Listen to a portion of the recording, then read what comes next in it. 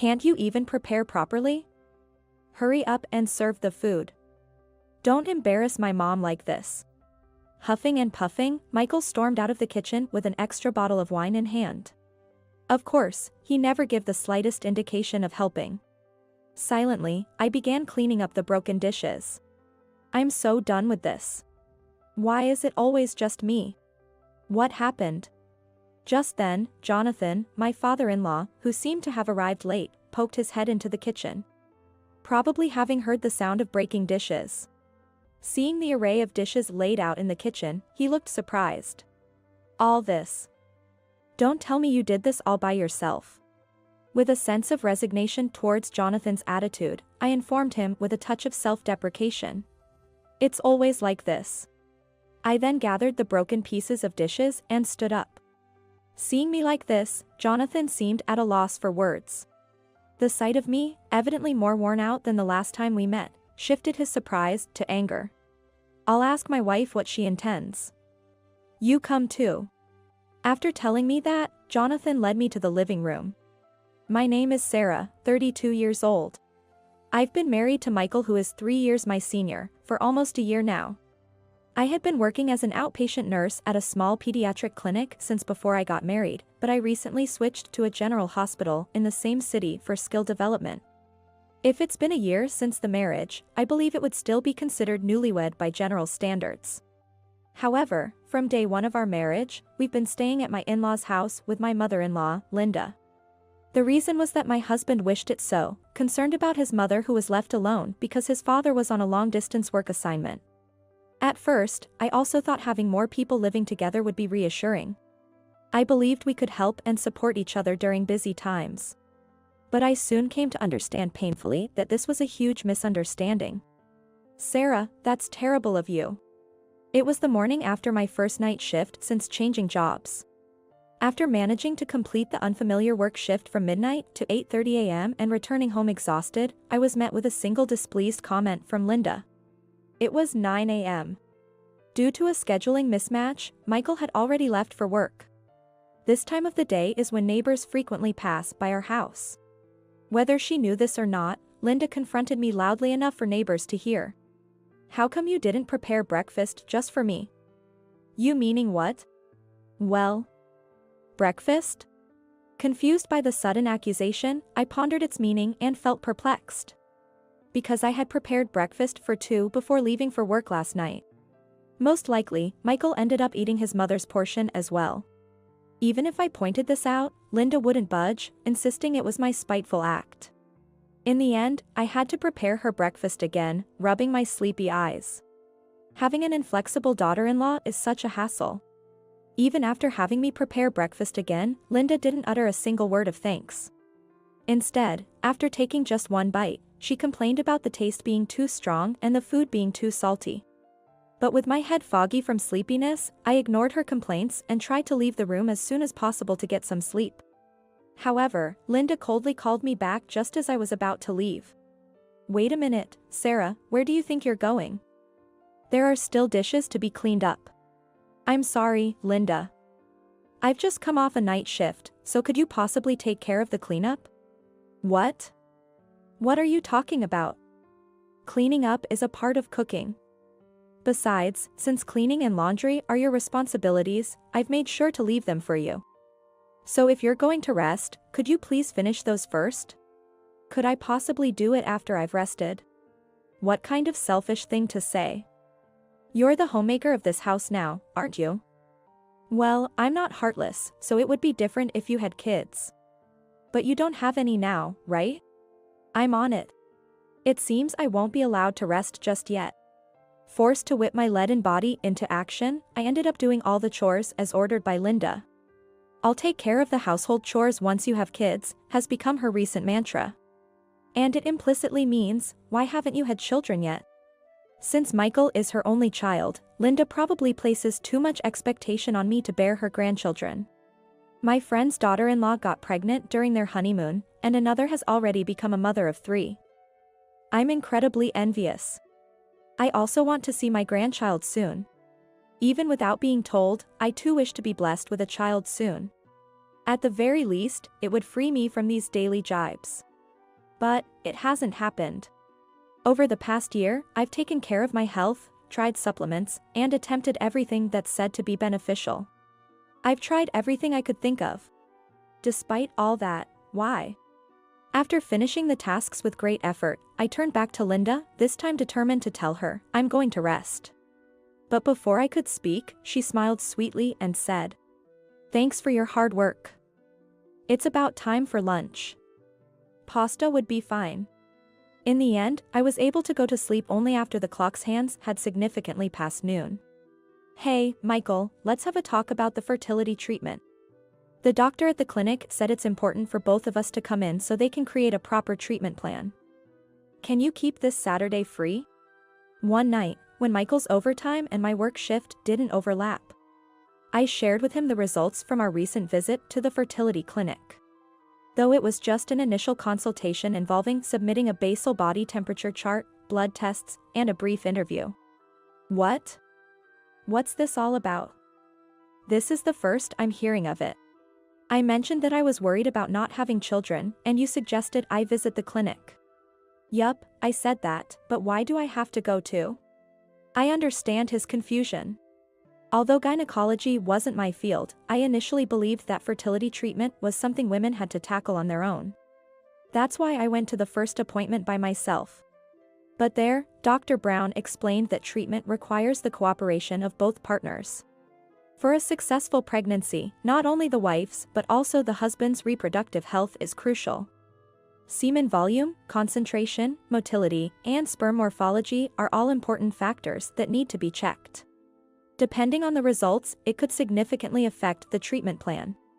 In other words, Michael's semen analysis is quite important for fertility treatment. That's why I need you to come for the treatment plan explanation. You're the only one who needs to listen. Anyway, it's got nothing to do with me. That's not true.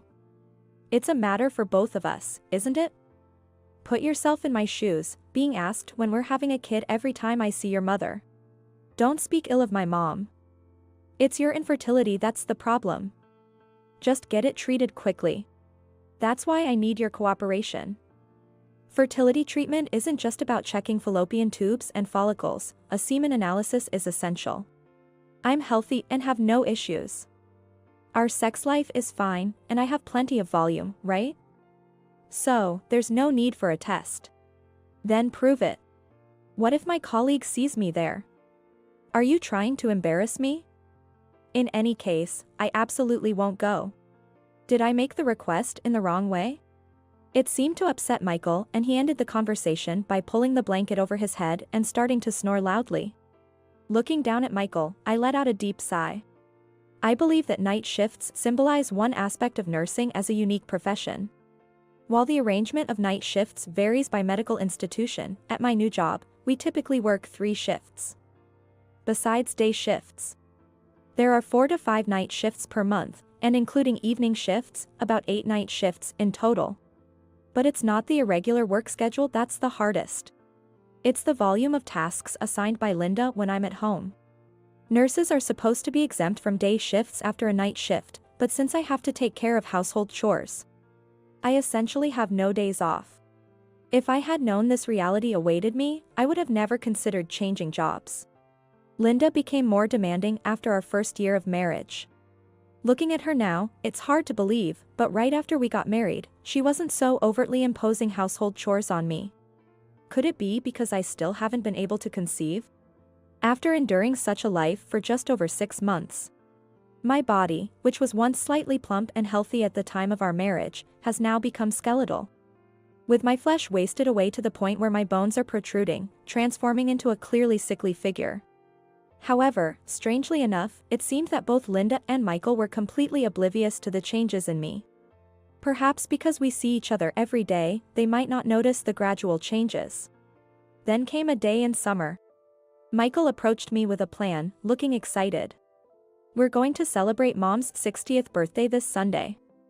She's really looking forward to inviting a lot of her friends. So I'm counting on you to handle the preparations. Saying this, he handed me a piece of paper. Written in Linda's handwriting were the names and contact details of the guests, the menu for the meal, specifications for the dinnerware to be used. The order in which the dishes were to be served, and even the brands of drinks to prepare, all detailed meticulously. What was astonishing was the number of guests and the schedule. Of course, Jonathan's name was on the list. 10 people? To prepare meals for that many people, with this many dishes. And on Sunday, I'll be just off my night shift. It can't be helped, Mom insists on that day. It'll be fine. You always manage to stay up until the afternoon anyway. The birthday party is at noon. So it shouldn't be a problem. Saying that, Michael left the room, leaving me in a daze. I bet neither of them will lift a finger to help. In my numb mind, I was strangely certain of this. And then came the morning of the 60th birthday party. As usual, after coming off a night shift, I staggered home and went about the household chores and preparations as Linda directed. Having done the laundry and cleaning the night before, turned out to be a saving grace. But some of the groceries I had bought in advance were apparently eaten by Michael, forcing me to go shopping again. Due to this mishap, guests started arriving at the house before I could even begin preparing the main dishes. While Linda, dressed to the nines, entertained the guests, I hurriedly prepared the drinks, a few appetizers, and glasses. I hoped to have the main dishes ready while they enjoyed those. Despite already being significantly behind schedule, I still continued to work as hard as I could. However, once time is lost, it's not easy to make it up. What are you doing, Sarah? You're behind the schedule. It seemed that Linda had instructed Michael about something, and just when the main dish was nearly finished, he came stomping into the kitchen. Seeing that the plating was not yet finished, he frowned deeply. What? It's not ready yet. Can't you even prepare properly? Hurry up and serve the food. Don't embarrass my mom like this. Grumbling, Michael forcefully grabbed the wine bottle I had set aside to rest. At that moment, a stack of plates I had set aside for plating toppled over, falling from the counter and shattering into pieces. My face turned pale because those were Linda's favorite plates. But Michael remained unfazed. Don't stack them like this here. With just that comment, he left the kitchen. Of course, he showed no inclination to help. I crouched down on the floor and began silently picking up the broken pieces. I'm so done with this. Why is it always just me? What happened? At that moment, I heard a gentle voice. Surprised, I turned around to find my father-in-law, Jonathan, who seemed to have arrived late. Standing at the kitchen entrance with large bags in hand. It seems he came after hearing the sound of the broken plates. Oh, did the plates break? Are you hurt? His words, purely out of concern and without any scolding for the mishap, almost brought me to tears. Well, it feels like it's been quite a while since someone spoke to me so kindly in this house. After all, the last time I saw Jonathan was back during Christmas holidays. He crouched down and helped me collect the scattered pieces of the broken plates together. Then, seeing the array of dishes laid out in the kitchen, he showed a look of surprise. All this, Sarah, don't tell me you did this all by yourself. Jonathan looked around, searching for anyone else who might have been helping with the preparations. But there was no one else. There never had been, in this house. With a sense of resignation, I told him with a touch of self-deprecation. It's always like this. Then, gathering the broken pieces of the plate, I stood up. Upon taking another look at me, Jonathan seemed to be at a loss for words. My appearance was clearly different from when we last met, noticeably worn and gaunt.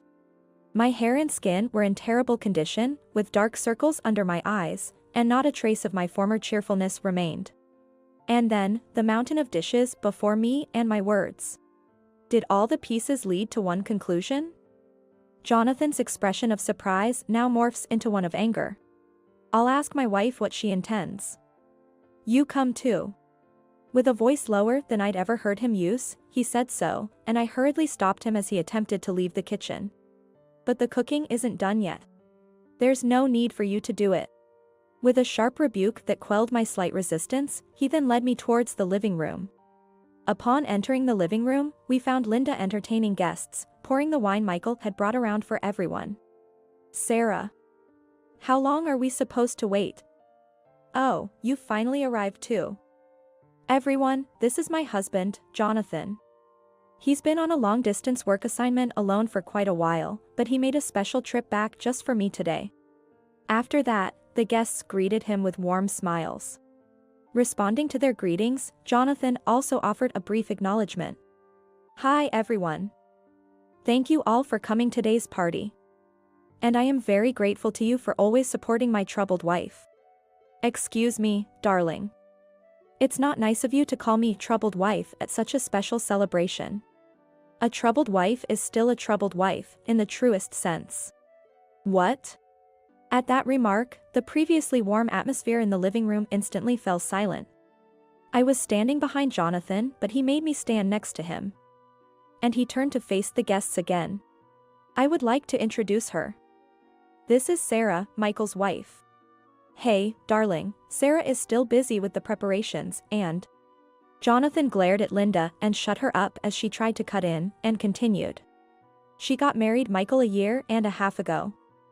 She was an accommodating, cheerful and above all beautifully smiling young lady. And I was convinced that my son would have a bright future. But how does she appear to you now? At least 6 months ago. She wasn't as emaciated as she is now, nor did she have such a lifeless expression."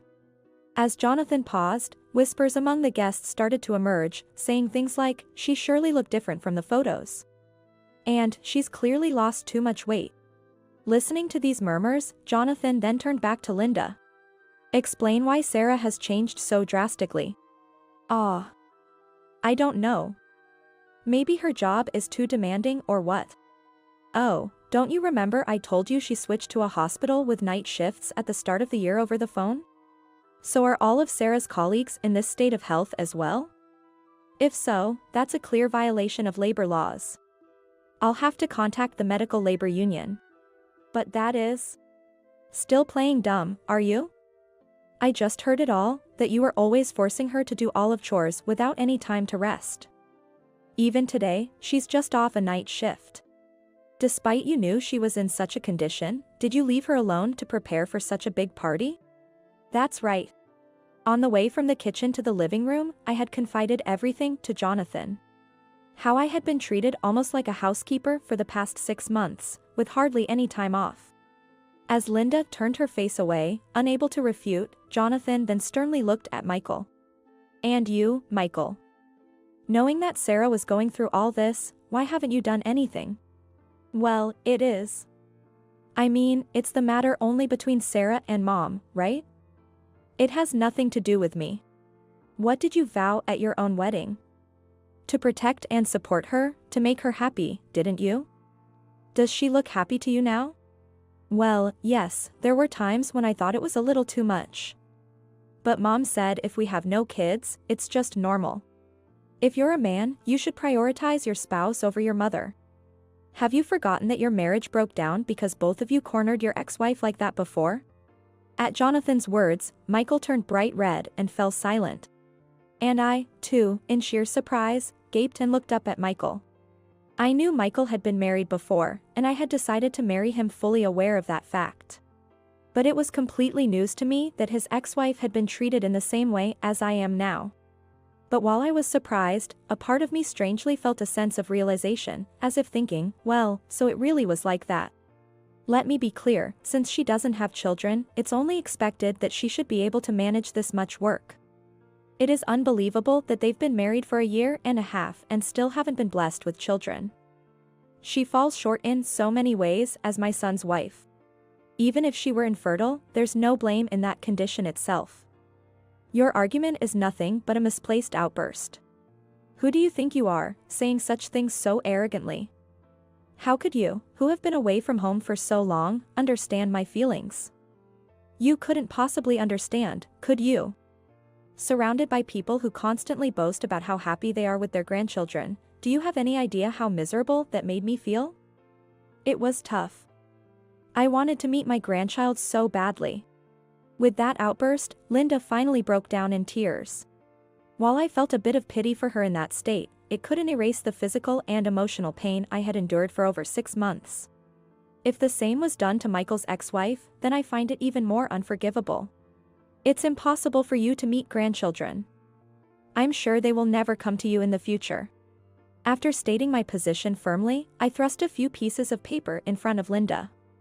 These were items I had taken from my room just now as Jonathan and I were moving here. They were the test results from the fertility treatment clinic. Blood tests, AMH, hysterosalpingography, anti-sperm antibody test, and others, all normal. My body is healthy. If the situation was the same with his ex-wife, there's only one conclusion. The problem lies with Michael. What? You must have had some inkling, right? That's why you were so reluctant to get tested, wasn't it?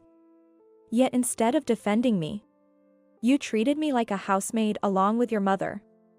Until now, I kept quiet about these test results because I still loved you. But after being yelled at again today, and you not even lifting a finger to help, and then finding out you treated your ex-wife terribly too, I just don't care anymore. Michael, let's get a divorce. Wait, hold on. Me? Infertile. That can't be. It's a lie, right? If you think so, you should get tested properly. Well, whether the results are good or bad, it doesn't really matter to me anymore. With that final statement, I turned my back on Michael, who continued to make excuses, and Linda, who was sobbing, and left the living room. Just before closing the door, I faintly heard the sound of the guests leaving one after another. Afterward, Michael and I formally divorced through a lawyer. He made a fuss, but thanks to Jonathan recording the conversation in the living room that day, it was acknowledged that I had been subjected to psychological abuse by Michael and Linda for 6 months. Moreover, when Michael finally underwent a semen analysis, it turned out he indeed had azoospermia, and Linda was furious about it. And then, after we successfully finalized our divorce, surprisingly, Linda and Jonathan decided to get a divorce as well. Jonathan mentioned, I had hoped she would reflect on and change her behavior regarding how she treated our son's ex-wife, but since that didn't happen, I had to make this decision. He apologized for not realizing the situation sooner and for not having Michael's sperm tested before we got married. A year later, rumor has it that Linda, ousted from the family home, now lives in public housing with Michael within the same city. Furthermore, it seems that Linda was cut off by her former friends as well. Moreover, through those friends, the rumor spread further, and now Michael is said to be feeling quite uncomfortable even at his workplace. And through Jonathan, I met a man and, after 6 months of dating, we got married. Jonathan said that he highly trusts the man who works for him. Now, we are living happily together. Recently, I found out I was 2 months pregnant after a checkup at the gynecologist, and I plan to share the news with Jonathan soon. After all, for us, Jonathan is not only the matchmaker but also the benefactor who saved me from a difficult situation.